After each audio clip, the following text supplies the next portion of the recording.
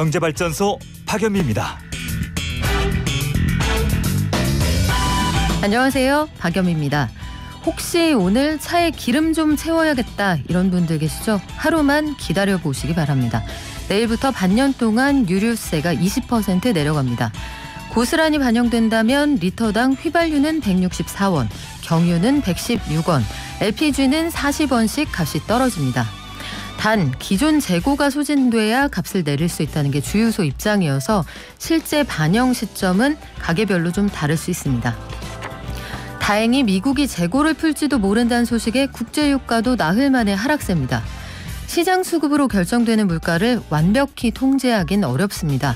다만 어디든 정도가 지나치면 반드시 조절하려는 시도가 있다는 걸 깨닫습니다. 균형의 힘을 믿으면서 오늘은 맑은 초겨울 하늘 한번 보시죠. 11월 11일 여러분은 지금 삶을 발전시킬 경제발전소를 듣고 계십니다. 금융당국이 대출을 계속 규제하고 있지만 전체적인 규모는 줄어들지 않고 있는 모양이네요.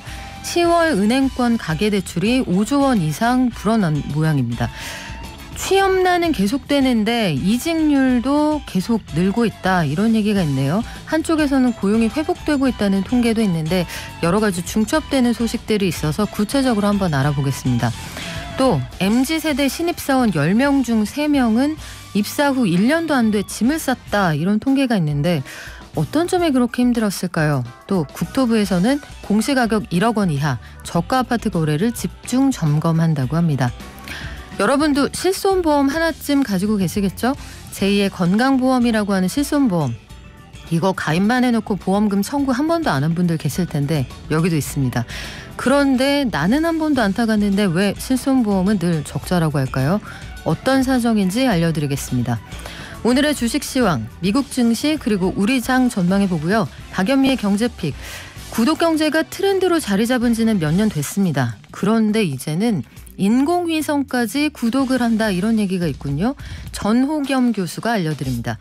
경제탐사 시간에는 이제 고용자 20만 명을 눈앞에 두고 있는 카카오. 플랫폼 노동자에 대한 제대로 된 처우는 하고 있는 걸까요? 경제탐사에서 따져보겠습니다. 저희 방송 중에 샵 0951로 문자 주시면 추첨해서 녹용 세트 드리죠. 짧은 문자 50원, 긴 문자는 100원입니다. 깨어있는 경제발전소. 매일 아침 9시 경제를 이해하는 똑똑한 습관. 경제발전소 박연미입니다. 매일 아침 쏟아지는 경제뉴스 10분만 투자하면 충분히 따라잡을 수 있습니다. 10분 경제 한겨레 신문 이지혜 기자가 정리합니다. 안녕하세요. 안녕하세요. 금융당국이 웬만하면 가계대출 하지 말아라 이런 분위기인데 지난달에도 은행권 가계대출이 5조 원 이상 늘어난 모양이네요. 예, 10월 말 기준으로 은행의 가계대출 잔액이 1,057조 9천억 원으로 9월 말보다 5조 2천억 원 증가했습니다. 그래도 증가액은 8, 9월보다 1조 원 이상 적어졌고요. 지난 5월 이후로 5개월 만에 최소 규모이기는 합니다. 전체적으로 각 부문마다 증가폭이 조금씩 줄었는데 전세자금 대출을 포함한 주택담보대출만 봐도 한 달 사이에 4조 7천억 원 늘어서 지난달하고 비교하면 증가 규모가 9천억 정도 줄었습니다. 주택담보대출 증가액이 줄어든 건 집단 대출 취급 감소의 영향이라고 합니다.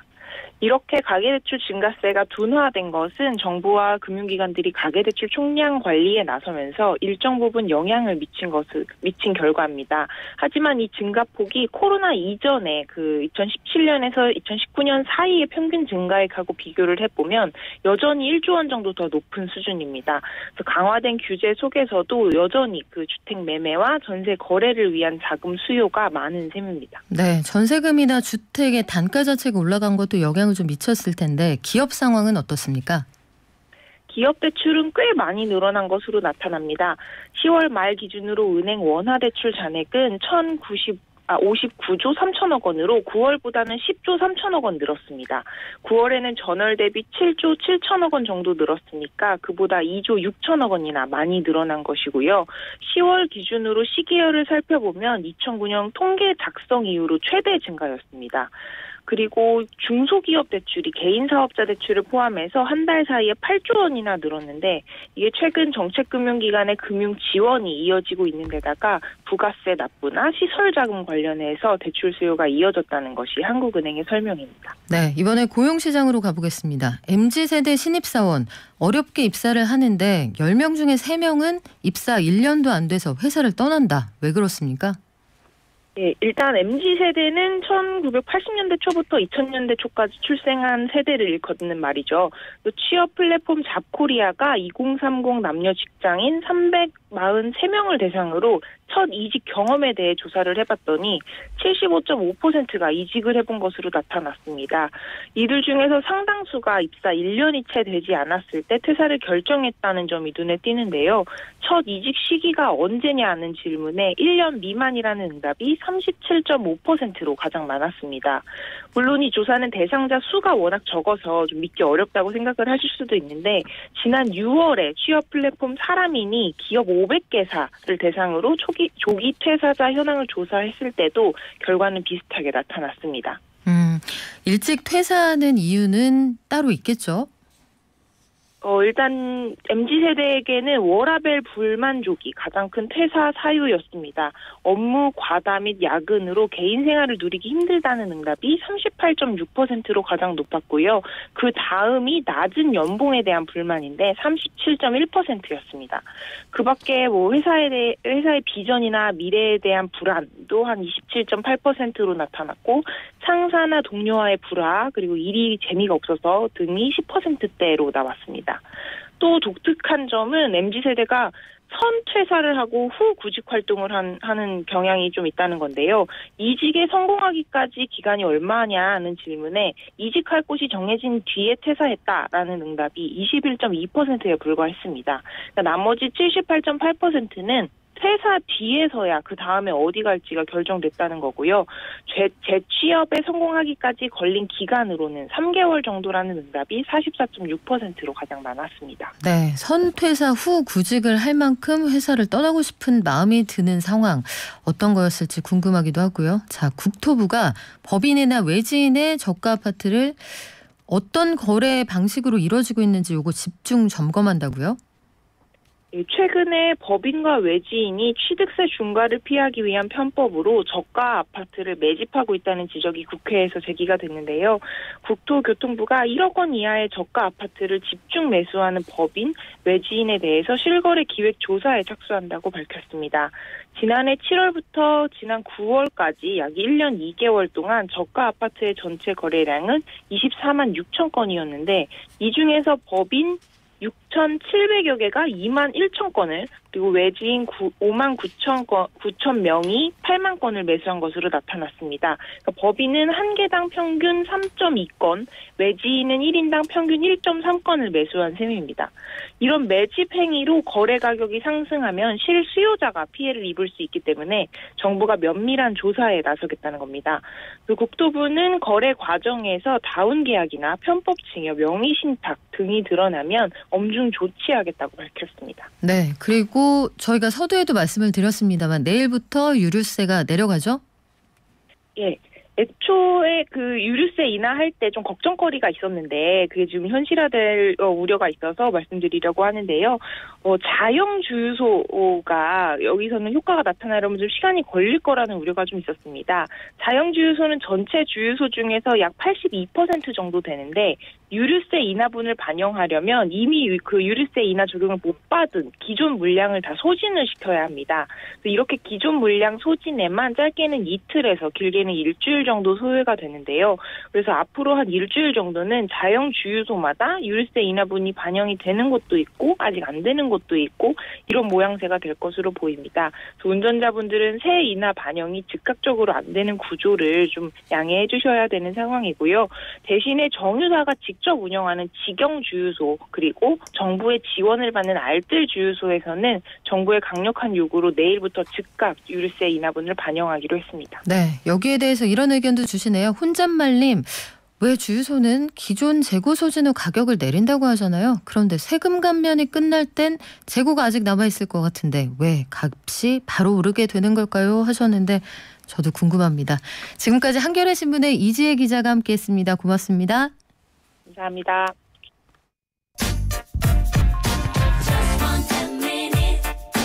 지금 여러분께서는 경제발전소를 듣고 계십니다.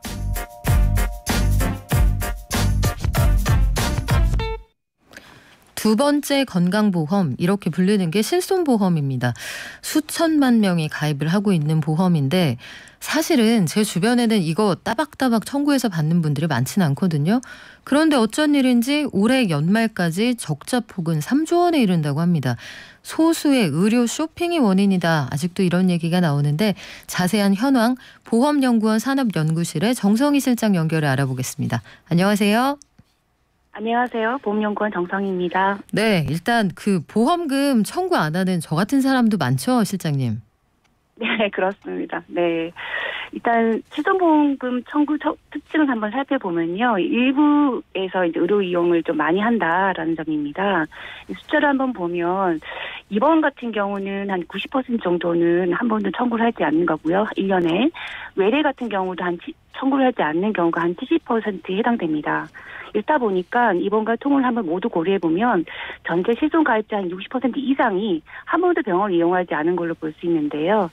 이렇기 때문에 뭐 한 30%도 안 되는 부분 쪽에서 의료 이용을 하는 것이 이제 그 보험금을 대부분 타가고 이제 그게 그 다음에 보험료 부담으로 이제 전가되는 구조이죠.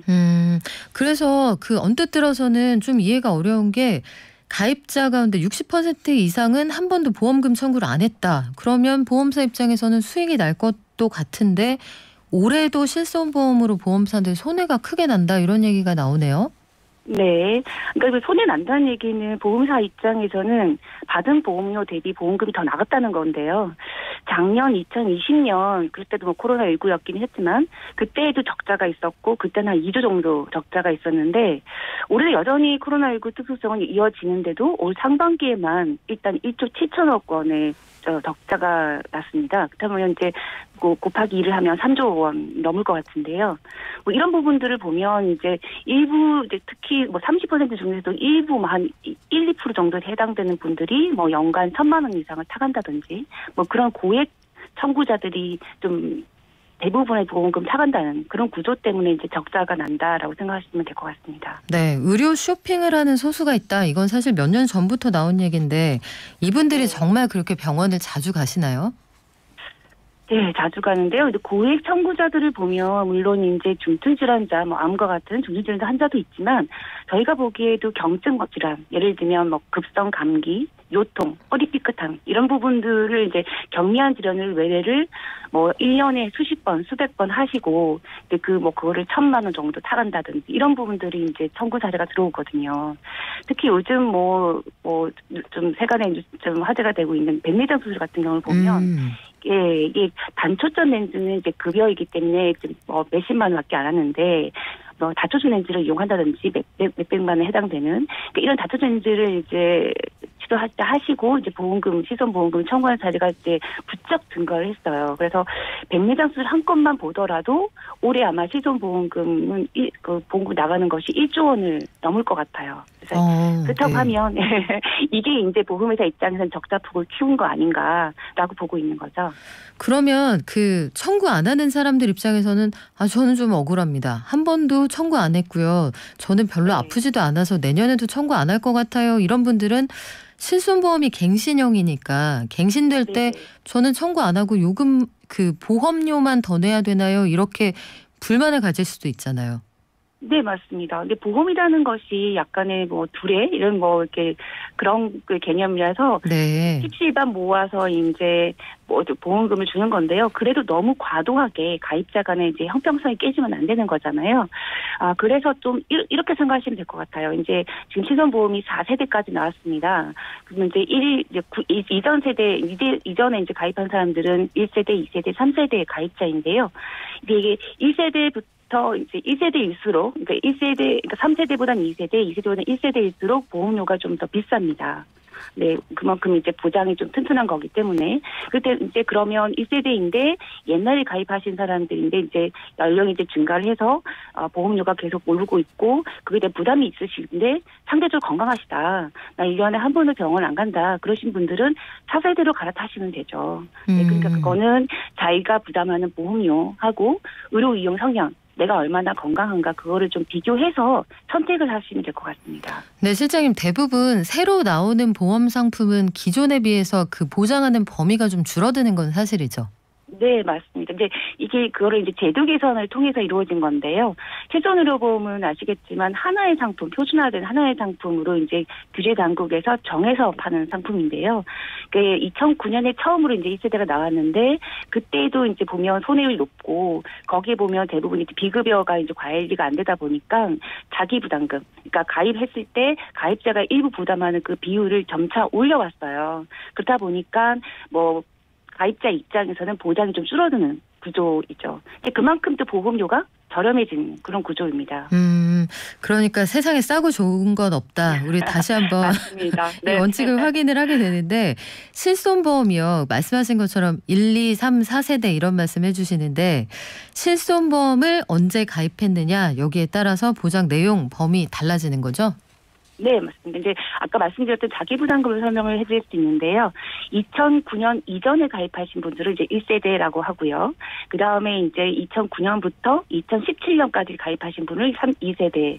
그 다음에 2017년부터 올 6월까지가 3세대고 이제 7월부터 4세대인데요. 이렇게 갈수록 자기부담금 점점 올라간다고 말씀을 드렸는데 1세대에는 자기부담금이 전혀 없어요. 그래서 좀 약간 도덕적 해이나 이런 문제가 있었죠. 그래서 2세대에서부터 자기부담금을 이제 만들었는데 2세대는 10% 정도 되고요. 3세대는 이제 기본형하고 세기 특약으로 나눠지는데 기본형은 10에서 20% 그리고 3세대 특약은 30%이고요. 4세대는 이 자기부담을 조금 더 올려서 주계약인 급여는 20%, 특약인 비급여는 30%로 이렇게 구조화되어 있습니다. 그렇군요. 이 1, 2세대 실손보험 가지고 계신 분들 중에 50대 이상 이제 고령층은 보험이 갱신될 때마다 보험료가 너무 비싸진다 고민하는 분들 많으시거든요. 이런 분들은 3세대로 가시는 게 낫습니까? 아니면 그래도 보장 범위를 확보하시는 게 낫습니까? 또 여기서 약간 오해가 있으신데요. 3세대는 아까 올해 6월까지만 판매가 됐고 이제는 판매 안 하시는군요. 네. 왜냐하면 이제 아까 말씀드린 것처럼 모든 회사가 하나의 상품만을 판매합니다. 네. 감독 규정이 정해준. 그래서 올 7월부터는 4세대만 판매가 되고 있고요. 그러면 이제 인저를 가입하신 고령자 중에서 1, 2세대인 분들일수록 보험료가 부담이 큰다고 말씀을 드렸고 특히 보험료 갱신 주기가 3년에서 5년이신 분들은 5년, 3년 도래할 때 큰 폭으로 증가를 하죠. 그러다 보니까 부담이 더 크신데요. 그런 분들은 아까 말씀드린 것처럼 아까 싸고 좋은 건 없다고 말씀을 드렸기 때문에 그러니까 가지고 있는 부분들은 자기 부담이 적기 때문에 좀 더 이제 병원 갔을 때 좀 더 편하게 이용할 수 있으신데 그만큼 보험료가 부담이 되기 때문에 본인이 1년에 병원을 한 번 갈까 말까 난 좀 건강해 그러신 분들일수록 4세대로 계약전환 제도를 이용해서 갈아타시면 될 것 같습니다. 근데 이런 거 궁금해요, 실장님. 만약에 이 실손보험이 계속 그 보험사들의 손해율을 높인다고 한다면 보험사는 미치는 장사를 왜 하는 걸까요?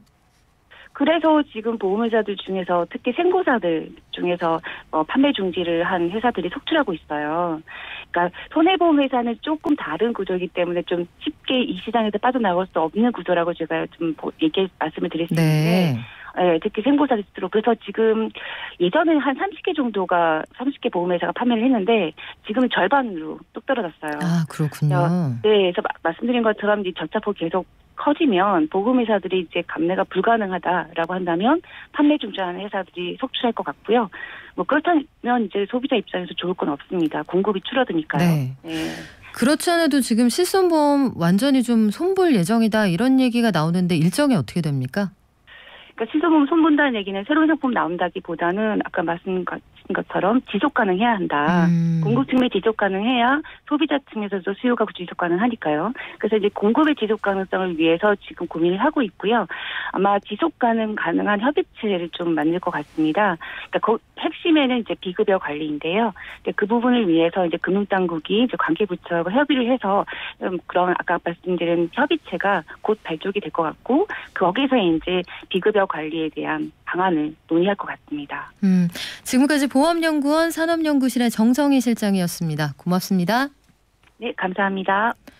요즘 야외 활동 많이 늘어나시죠? 오늘은 비가 개고 나서 하늘이 참 깨끗하더라고요. 창밖으로 보는 하늘을 보면 당장이라도 뛰쳐나가고 싶은 마음이 드는 그런 하늘인데 그래도 당분간은 조심조심 다니시면 좋겠고요. 주요 관광지 다녀오신 분들 임시 선별검사소 운영하고 있습니다. 야외 활동 후에 꼭 이용해 주시기 바랍니다. 경제를 아는 가장 최고의 지름길.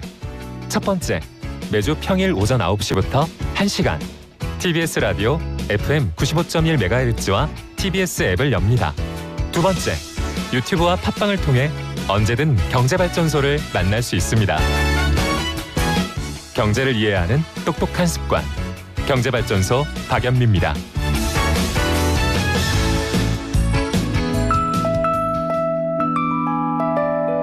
개미 한 마리, 개미 두 마리, 개미 세 마리가 사과를 들고 하나, 둘, 셋. 네, 간밤 뉴욕 증시 그리고 오늘 우리 증시 한번 살펴보겠습니다. 키움증권의 한지영 연구원 연결돼 있습니다. 안녕하세요. 네, 안녕하세요. 네, 간밤 뉴욕 증시는 오랜만에 좀 하락폭이 컸다 이런 소식이 들어와 있네요. 네, 이틀 연속 하락세를 보였고요.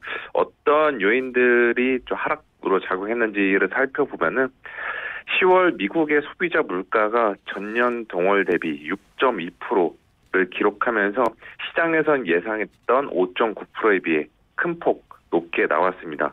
그래서 이렇게 소비자 물가가 서프라이즈한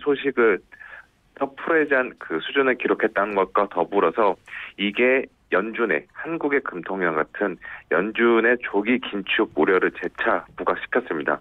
그러다 보니까 달러화도 강세를 보이고 미국 금리도 급등하면서 성장주들을 중심으로 약세 압력을 받으면서 미국 증시가 전반적으로 하락세를 보였고요.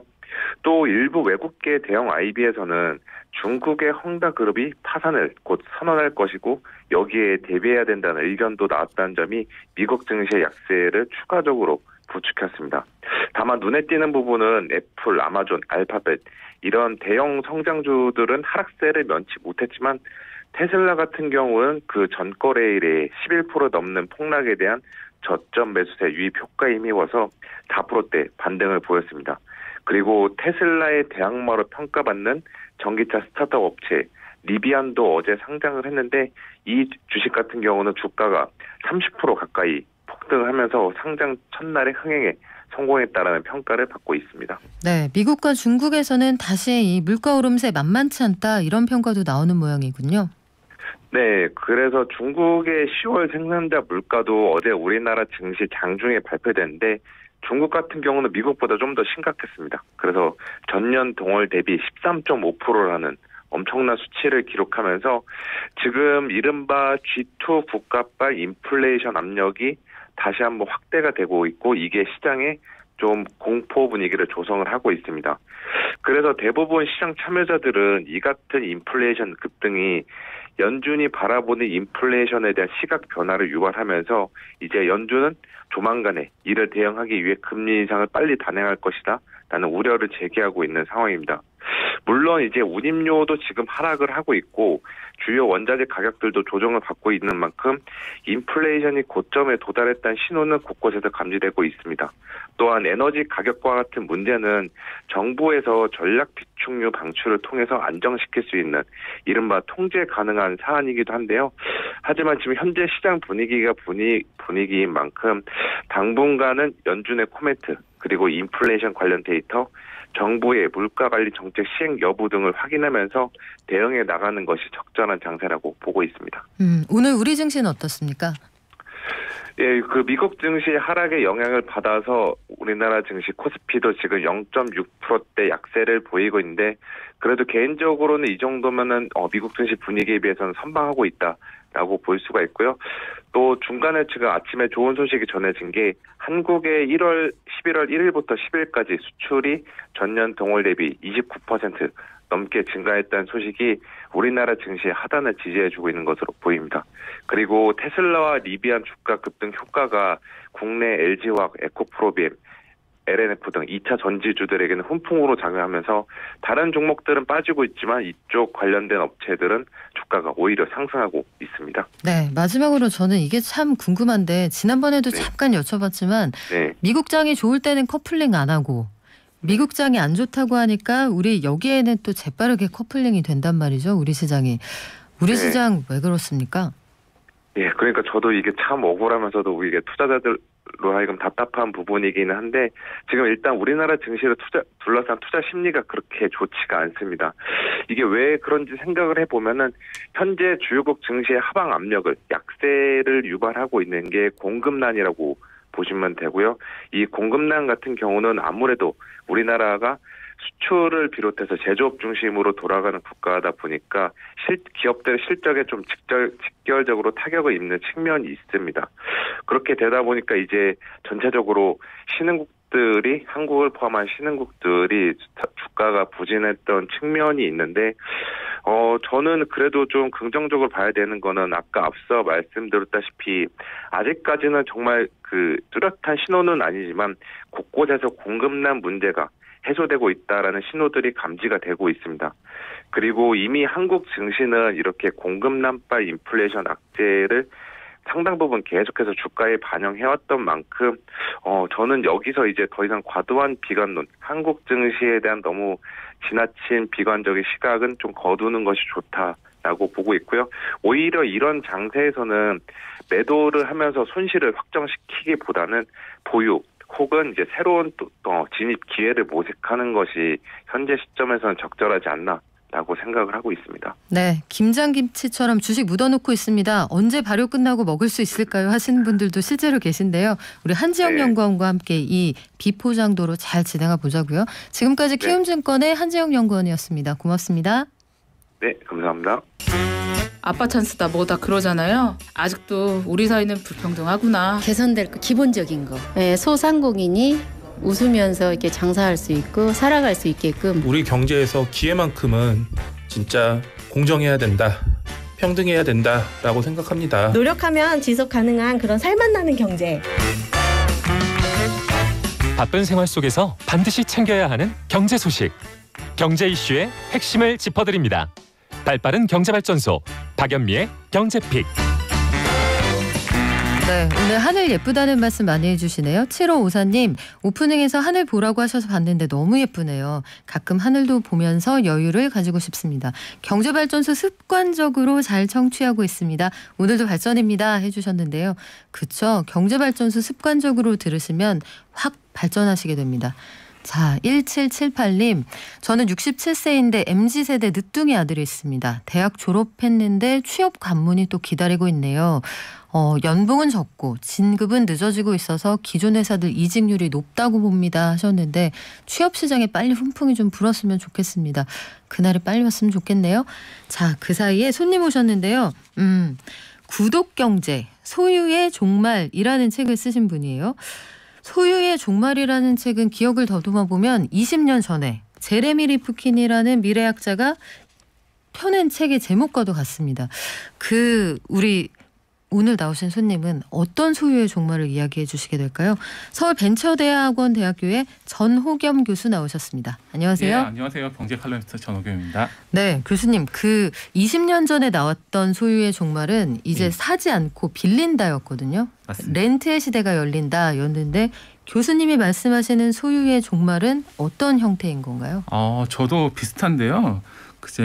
그 전에 말씀했던 소유의 종말은 이제 인터넷의 발전 등으로 인해서 접속이 되면서 이제 더 이상 소유하지 않고 접속이나 이용을 한다는 내용이고, 네. 저도 비슷한 내용으로 이제 그 스마트폰이나 이런 오픈 마켓의 발전으로 인해서 당연히 소유에서 접속으로 넘어간다 이런 것도 있고요. 그리고 더 큰 거는 저는 이제 경제 저성장이라고 보고 있는 거죠. 사실상 우리 생각해 보면은 제가 어렸을 때만 하더라도 신문에 지금 믿기지 않겠지만 경제가 너무 화랑이다, 과소비다 이런 기사가 있었어요. 완전 믿겨요. 저는 신문에서 이제 이자가 많이 떨어져서 15%밖에 이자를 안 그쵸. 주면 돈을 어떻게 굴리느냐는 기사 아직 기억하고 있습니다. 맞습니다. 그래서 사실상 이제 1990년대까지만 하더라도 경제 성장률이 한 7% 됐잖아요. 그 성장률이 계속 떨어지다 보니까 사실 예전에는 오히려 과소비를 걱정하다가 지금은 물건을 살 경제 여력이 안 되거든요. 그러다 보니까 자연스럽게 많은 서비스 제품들은 나오고 있는데 다 소유할 수는 없는 거죠. 그러면 자연스럽게 이용하는 데 초점을 두게 되고 효용성을 중시하게 되는 문화가 생긴 거죠. 소유권 자체를 가지는 게 아니라 그걸 나눠서 경험해 볼 수 있는 시대. 그렇죠. 그래서 구독 경제가 시작됐다라고 말씀을 해주시는 건데 예, 맞습니다. 자, 우리 교수님은 뭘 얼마나 구독하고 계실지 궁금하네요. 저는 되게 굉장히 클래식한데 오늘 아침에도 네. 신문이랑 요구르트를 먹고 왔거든요. 그래서 저는 아직도 설마 우유는 구독하지 않고 매일 네. 그 마트 가서 삽니다. 네네. 사실 우유도 구독할까 고민 중이거든요. 좀 귀찮아서. 근데 우유는 한 번에 보통 1리터씩 사니까 지금은 신문이랑 야구르트를 구독하고 있고요. 신문 구독하신다는 분 진짜 오랜만에 만났습니다. 오랜만에 동지 만났는데요. 신문 구독하세요? 구독하죠. 신문 봐야 합니다. 맞습니다. 구독 개념에 대해서 한번 짚고 넘어갈 필요가 있다. 예. 구독은 소유가 아닌 이용이다. 예. 완전히 이해가 되는 이 책의 부제도 그래서 소유의 종말인데 예. 구독 경제라는 단어가 슬그머니 일상에 들어왔단 말이에요. 예. 이 말은 언제부터 쓰기 시작한 건가요? 우선 구독 경제라는 뜻이 뭔지 우선 딱 단어의 뜻을 정의해 보면요. 네. 일정 금액을 내고 정기적으로 제품이나 서비스를 받는 것을 통칭하는 경제 용어거든요. 그러니까 사실상 생각해 보면 일정한 금액을 내고 우리가 정기적으로 받는 모든 제품과 서비스가 다 구독 경제예요. 그래서 사실상 거의 우리가 받는 서비스는 다 구독 경제라고 보셔도 무방하고요. 근데 구독 경제라는 단어를 때문에 제가 굉장히 많이 좀 항의를 받아요. 왜냐하면 제가 구독 경제라는 단어를 만든지 아시는 분이 굉장히 많아요. 그래요? 그래서 제가 사적인 자리 갔는데 제가 몇 년 전부터 구독 경제 관련 칼럼을 쭉 써왔고 그래서 그 구독 경제 단어가 어렵잖아요. 그래서 저보고 자꾸 구독 경제라는 단어를 왜 이렇게 어렵게 지었냐. 뭔가 한국말의 조합상 네. 어색하다. 맞습니다. 그래서 뭐 음식도 먹는데 구독이냐 이러면서 사실 며칠 전에도 어떤 분이 저보고 네이밍을 너무 못한다고 제가 지은 것도 아닌데. 자, 그러면 이 책임은 누구에게 있나요? 이 책임은 사실상 어떻게 보면은 이제 구독 경제라는 단어 자체는 구독이라는 단어는 굉장히 오래됐거든요. 근데 미국 기업의 주어라의 티앤초라는 분이 있으세요. 이분이 2015년에 본인 칼럼에다 구독 경제란 말을 쓰면서 이 단어가 쓰기 시작했거든요. 구독 경제라는 말의 아버지는 미국 기업의 회사 그렇죠. 임원이었군요. 예. 네. 그래요. 그래서 구독 경제라는 단어가 등장을 하고 2016년 이후에 국내에서도 이런 단어를 많이 사용하고 있는데 현재 국내에서는 어떤 서비스들이 있습니까? 국내에는 정말 다양한 서비스들이 있고요. 지금 아까 말씀드린 신문이나 야구르트, 우유 같은 건 굉장히 이제 클래식한 거고요. 영화, 드라마, 미디어, 콘텐츠, 소프트웨어, 게임, 의류, 사실상 의식주는 다 되는 거고요. 식료품, 농수산물, 음악, 자동차 그리고 주거까지 다 하고 있죠. 그리고 술이라든지 요즘에 애견용품도 하고 있고요. 맞춤형 영양제, 최근에 저 받는 거 칡집이나 즙 같은 것도 구독하더라고요. 그날 짜서 바로 배달해 주는군요. 그런 거 같은 경우 이제 과일이나 칡집이나 맞춤형 영양제 이런 거 같은 경우에 큐레이션 해가지고 맞춤형으로 배달하는 경우가 많죠. 화장품 같은 경우에도 그 구독하기 시작한 지 오래된 분들 아마 많으실 거예요.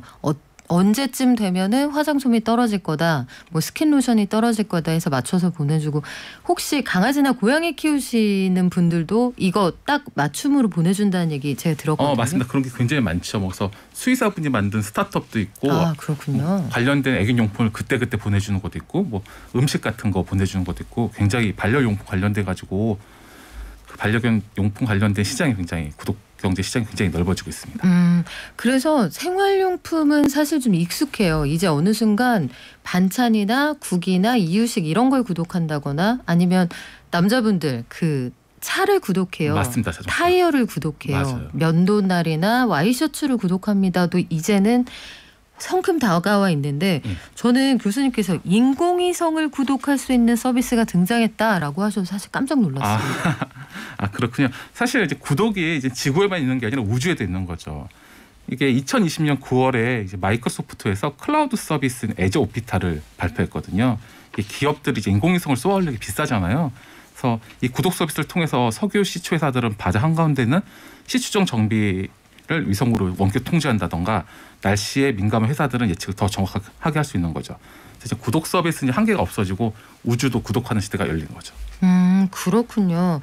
마이크로소프트에서 클라우드 서비스 애저 오피털이라는 걸 발표를 했다고 했을 때 이게 뭔가 잘 들여다봤더니 석유 시추 회사들은 이거 가지고 바다 한가운데 있는 장비도 통제할 수가 있다고요? 예, 그런 용도로 이제 쓰려고 하고 있습니다. 이게 사실은 작년에 이제 런칭한 거고요. 아직까지 완벽하게 이렇게 상용화된 건 아닙니다.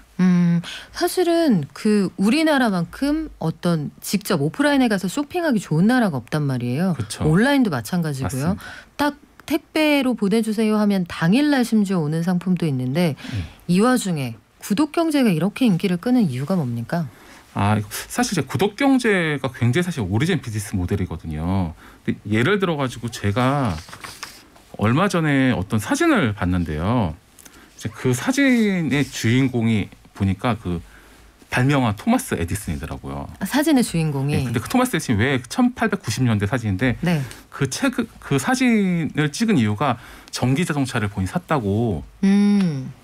그걸 기념해서 찍은 거예요. 저희 지금 그 에디슨이 처음으로 구입했던 전기 자동차 사진 유튜브로 보여드리고 있거든요. 아, 그래요? 예. 그런데 생각해 보니까 전기 자동차가 내연 기관차보다 먼저 등장했네요. 맞습니다. 네. 그러니까 그런 식으로 사실상 예전부터 있었던 것들이 다시 이렇게 트렌드화되고 재해석되는 경우가 있어요. 그래서 구독 경제도 비슷한 거고요. 구독 경제가 최근 트렌드가 된 거는 이제 모바일 시장의 발전, 아까 말씀하셨던 그 경제 저성장, 그리고 MZ세대의 등장인 거죠. 우리나라 이동통신 가입자가 6,700만 명 정도 되거든요. 우리나라 인구보다 많잖아요. 요즘엔 누구나 핸드폰만 여는 순간에 제품과 서비스에 접속할 수 있는 거죠. 달려오죠. 네. 그렇죠. 경제 저성장이 됐기 때문에 아까 말씀드린 것처럼 실질적으로 물건을 사는데 좀 부담이 있고 그러다 보니까 자연스럽게 효용성 있는 걸 찾게 되는 거죠. 그리고 가장 중요한 건 사실 요즘 MZ세대가 가장 핫한데요. 뭐 밀레니얼 세대라도 부르긴 하는데 이제 밀레니얼 세대나 MZ세대 같은 경우에는 저희랑 다르게 저희 같은 또래시죠. 저는 왜 MZ가 아닐 거라고 단정하시는 거죠? 죄송합니다.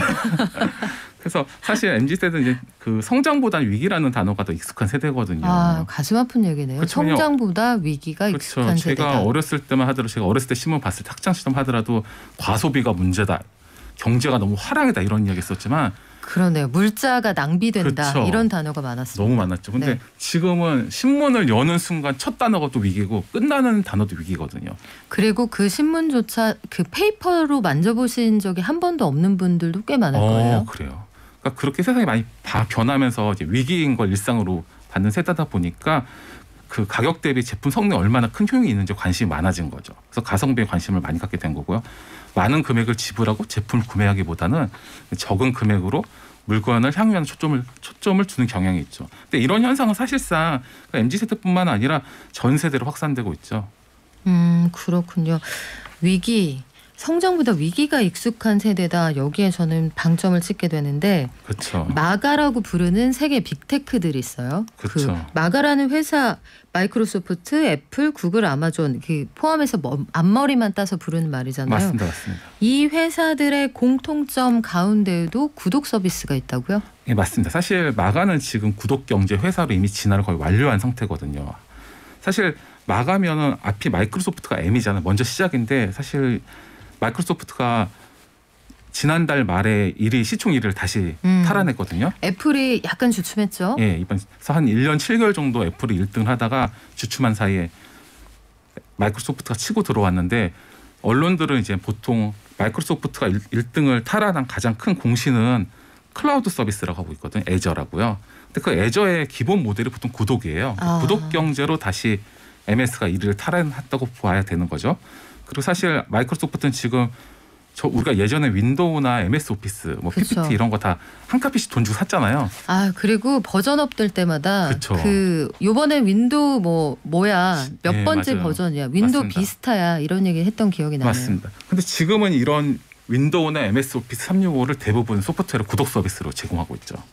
그러면 구입하지 않고 렌트를 해서 쓰는 거군요. 그렇죠. 구독해서 쓰는 거죠. 아마존은 어떻습니까? 아마존 같은 경우에는 사실 전에 이제 전자서점으로 시작한 회사잖아요. 근데 아마존이 지금 전 세계적인 회사가 된데 가장 큰 공신은 아마존 프라임이라는 구독 멤버십 서비스랑 네. AWS랑 클라우드 서비스 이것도 구독을 기반으로 하죠. 그래요. 예. 근데 아마존 프라임 같은 경우에는 뭐 월 13달러 정도 되고 연간 119달러만 되면 상품 구매 그리고 이틀 안에 상품을 배송료 없이 받아볼 수 있는 서비스거든요.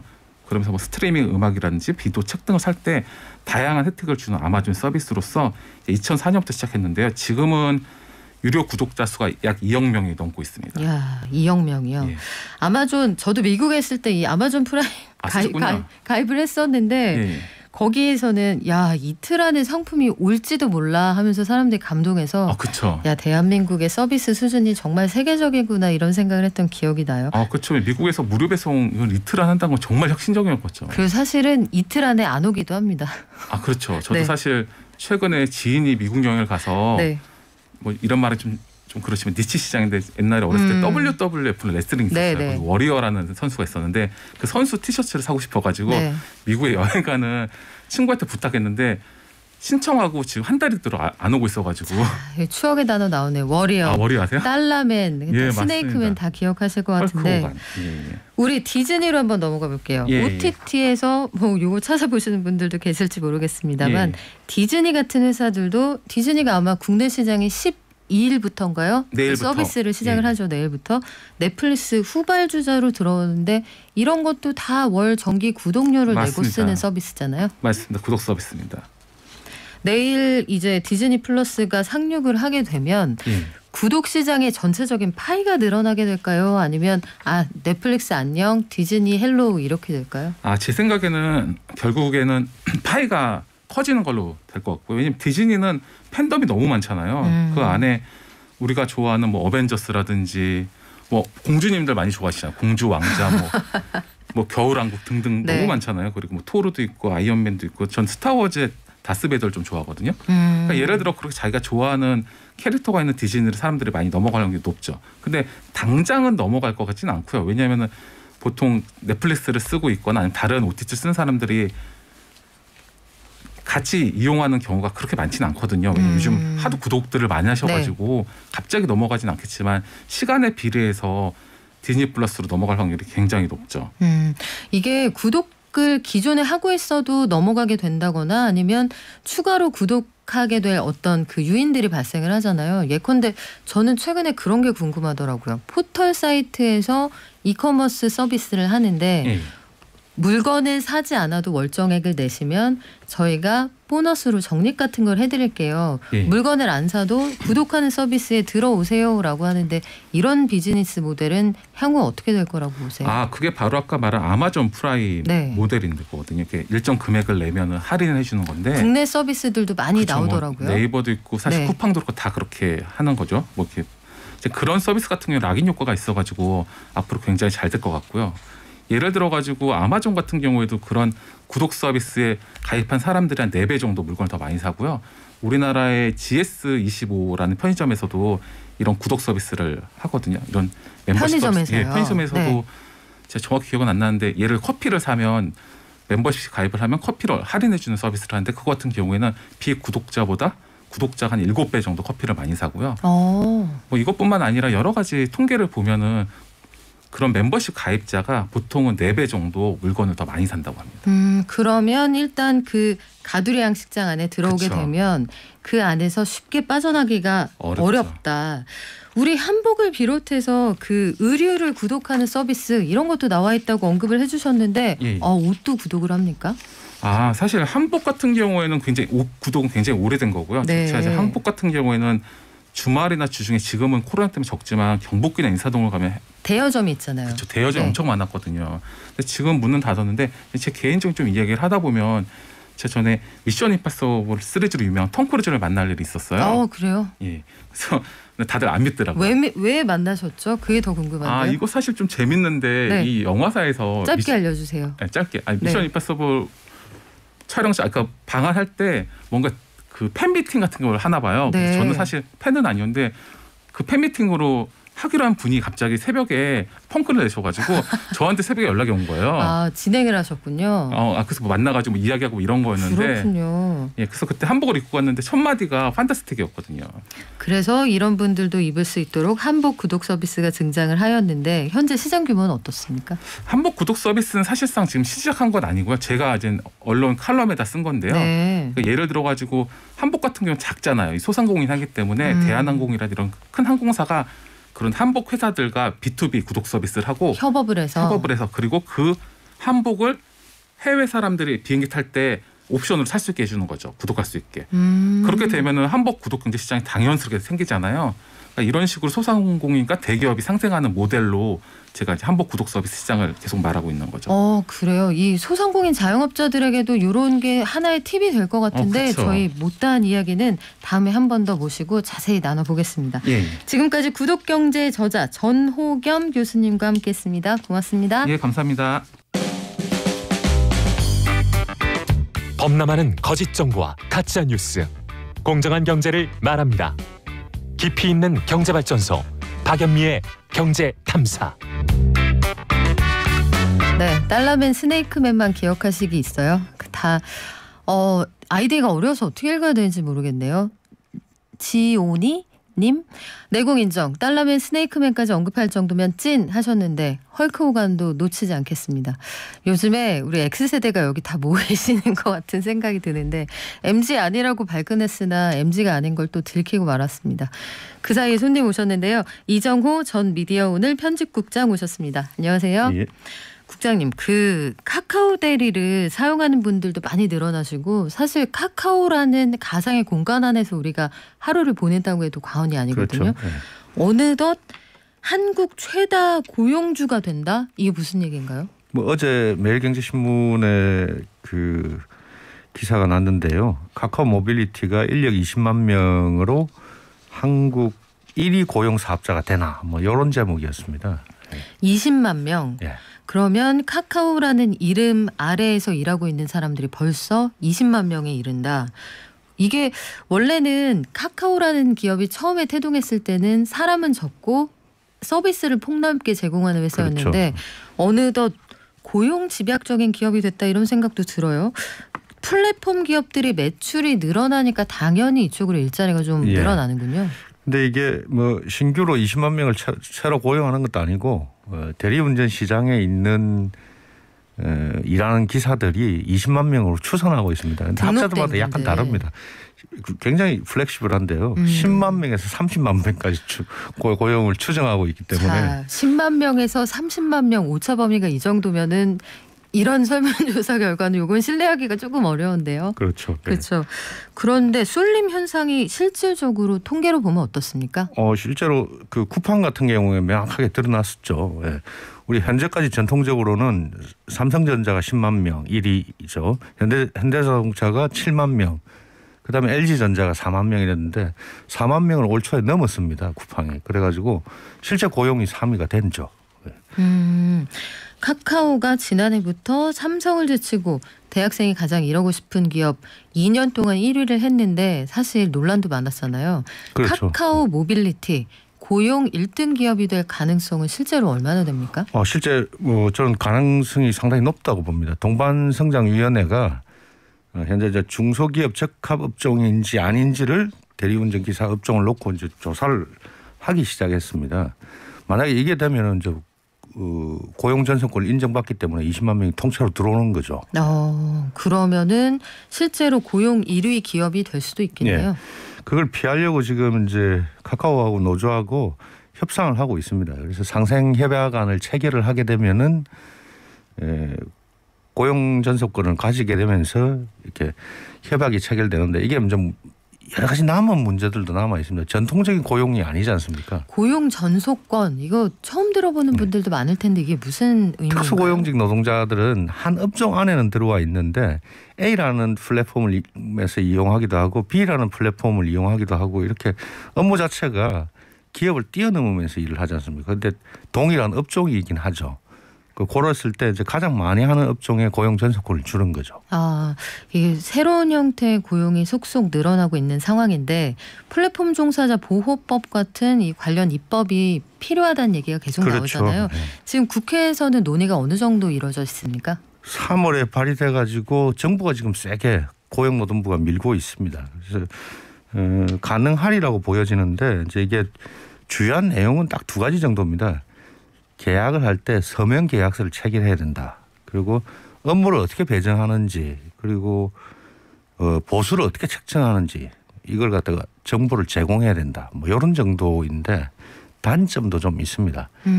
이게 이제 벌칙 조항이 과태료 500만 원이 최대거든요. 아니 그 큰 회사에서요? 좀 몇 조씩 왔다 갔다 하는 시장에서 그냥 500만 원 물고 말지 않을까 싶은 생각도 들거든요. 시가총액으로 보면은 막 5등, 6등 안에 들어가는 회사인데. 그렇죠.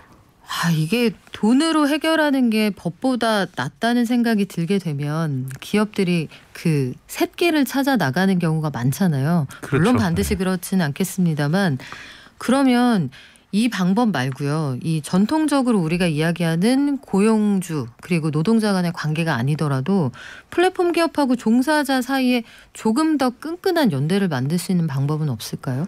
뭐 지금 유럽 의회나 아니면 캘리포니아 같은 경우에는 뭐 작년 1월부터 이제 시행을 했던 AB5라는 법이 있는데 AB5. 예. 이게 이제 노동자성이 그 기업에 있냐 없냐라는 걸 입증 책임을 기업에게 지도록 해가지고 스페인 같은 경우는 조금 더 강화돼 가지고 일단 플랫폼 노동자들을 전부 다 노동자성이 있다라고 그 전제하에서 출발하는 그런 법도 만들어지고 있습니다. 그 우리하고는 질서가 다르네요. 우리는 지난해 보면은 소송에서 일부 라이더들이 그렇죠. 노동자성을 인정받기 위해서 본인들이 이걸 입증해야 됐었잖아요. 예. 그런데 역으로 스페인 같은 경우에는 회사에서 이들이 노동자가 아니라고 주장하려면 왜 아닌지를 이쪽이 입증을 해야 되는 거군요. 기업이 입증해야 되는 거죠. 그게 일견 타당한 것 같은데 사실 법이나 아니면 실질적으로 힘의 균형이 정보를 많이 가지고 있는 게 기업이니까요. 그렇죠. 우리 의료소송 때도 마찬가지고 그렇죠. 늘 정보 불균형을 이야기하는데 현실적인 화력을 생각하면 이런 것도 고려해 볼 만한 요소가 아닐까 싶습니다. 자, 플랫폼 종사자 보호법 관련해서 다양한 입법들이 논의가 되고 있다고 하는데 이게 실제로 시장에 적용되기까지는 얼마나 걸릴까요, 국장님? 뭐 일단 법안은 제가 볼 때는 통과는 될 것 같은데 미진한 점이 많기 때문에 추후 보완 입법이 많이 필요합니다. 그리고 기업도 이제 캐파가 커진 만큼 사회적 책임도 좀 져야 되는데 좀 안타까운 소식도 들리는 게 최근에 플랫폼 기업들이 변호사들을 마구 채용하고 있거든요. 그러게요. 자, 이게 변호사. 이제 새로운 시대에 맞는 고용 관계를 형성하기 위한 선의의 그 변호사였으면 좋겠다는 생각이 들고요.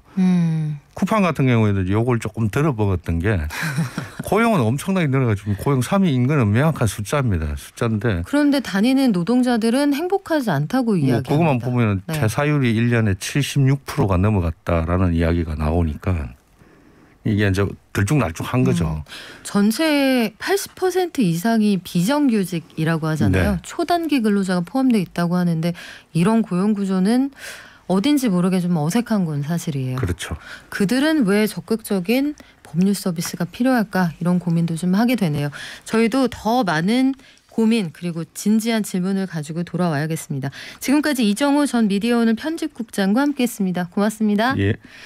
자, 구독 서비스에 대해 잘 이해했습니다. 저도 인터넷몰 유료 회원이 되니 이왕이면 같은 물건을 사더라도 그곳에서 사게 되더군요. 4923님, 저도 그렇습니다. 그 이른바 구독 경제를 통해 단골 가게가 온라인에 생기는 것 같기도 하고 요거는 몰랐어요. 젊은 할매님, 우리 딸이 속옷도 구독을 해서 입더라고요. 매주인가 한 달인가 다른 게 오던데 그 다음에 하시고 싶은 말씀 뭐였을까요? 점점점이었을까요? 이거는 저도 처음 알았습니다. 4905님, 유일하게 경제발전소 구독 좋아요 누르고 구독하고 있습니다. 피가 되고 살이 되는 경제발전소 귀 열고 매일 구독 중입니다 하셨는데 네, 저희가 뼈를 갈아서 열심히 만들어서 피와 살을 만들어 드리겠습니다. 내일도 우리 서민 경제가 확 웃는 그날까지 저희 알찬 메뉴로 돌아올게요. 모두 발전하시기 바랍니다. 발전.